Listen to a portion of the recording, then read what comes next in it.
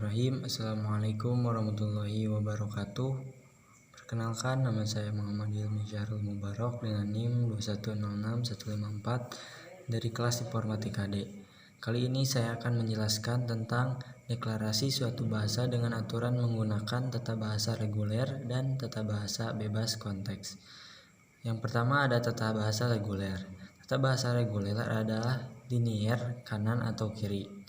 Simbol pada sebelah kiri harus berupa sebuah simbol variabel, sedangkan simbol pada sebelah kanan maksimal hanya memiliki sebuah simbol variabel dan bila ada terletak di posisi paling kanan. Contoh, A besar, di sebelah kiri ada besar dan di sebelah kanan B kecil, maka diterima.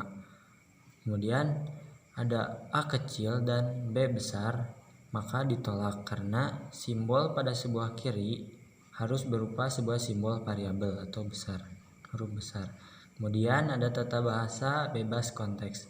Tata bahasa bebas konteks pada dasarnya adalah kombinasi dari terminal dan non-terminal. Aturannya, simbol pada sebelah kiri harus berupa sebuah simbol variabel. Contoh, A besar atau variabel A dan B kecil, maka diterima. Kemudian ada A besar di sebelah kiri dan di sebelah kanan B kecil C besar, maka diterima. Ada yang ditolak, A kecil di sebelah kiri dan B kecil di sebelah kanan, maka ditolak karena simbol pada sebelah kiri harus berupa sebuah simbol variabel. Kemudian yang kedua, cara kerja mesin otomata pada setiap tata bahasa Chomsky. Ada FSA. Finite State Automata adalah suatu mesin abstrak yang digunakan untuk merepresentasikan penyelesaian suatu persoalan dari suatu sistem diskrit. Sebagai sebuah mesin, maka FSA akan bekerja jika diberikan suatu masukan. Hasil proses adalah suatu nilai kebenaran diterima atau tidaknya masukan yang diberikan. FSA memiliki state yang banyaknya berhingga. Jika diberikan suatu simbol input, maka dapat terjadi suatu perpindahan dari sebuah state ke state lain. Perubahan state tersebut dinyatakan oleh suatu simbol transisi.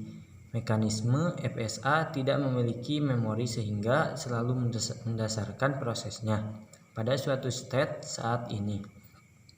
Misalnya pada mekanisme kontrol pada sebuah lift selalu didasari pada positif lift saat itu pada suatu lantai bergerakan ke atas atau ke bawah dan sekumpulan permintaan yang belum terpenuhi. Batasan aturan produksi, A kecil adalah sebuah simbol variabel dan B maksimal memiliki sebuah simbol variabel yang bila ada terletak di posisi paling kanan. Kemudian PDI, Push Down Automata, untuk mencocokkan definisi bersarang. Robot ini membutuhkan tumpukan memori satu ujung, misalnya untuk mencocokkan jumlah frasa, jika, dan lain. Robot perlu mengingat yang terakhir terjadi jika hanya dengan begitu ia dapat menemukan lain yang sesuai. Batasan produksi A berupa sebuah simbol variabel. Kemudian linear bounded automata. Linear bounded automata adalah bentuk mesin Turing terbatas yang bukannya tidak terbatas, melainkan dibatasi oleh beberapa fungsi linear yang dapat dihitung. Keuntungan dari mesin ini adalah bahwa kebutuhan memori batas atas RAM dan dipresentasi bahkan jika eksekusinya bersifat rekursif di beberapa bagian. Batasan atau produksi A kurang dari sama dengan B, artinya ruas sebelah kiri tidak lebih besar dari ruas sebelah kanan. Kemudian mesin Turing.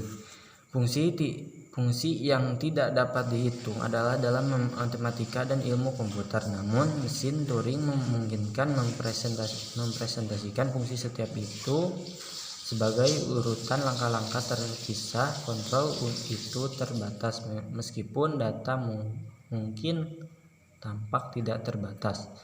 Batasan aturan produksi. Simbol ruas sebelah kiri harus minimal ada sebuah simbol variabel.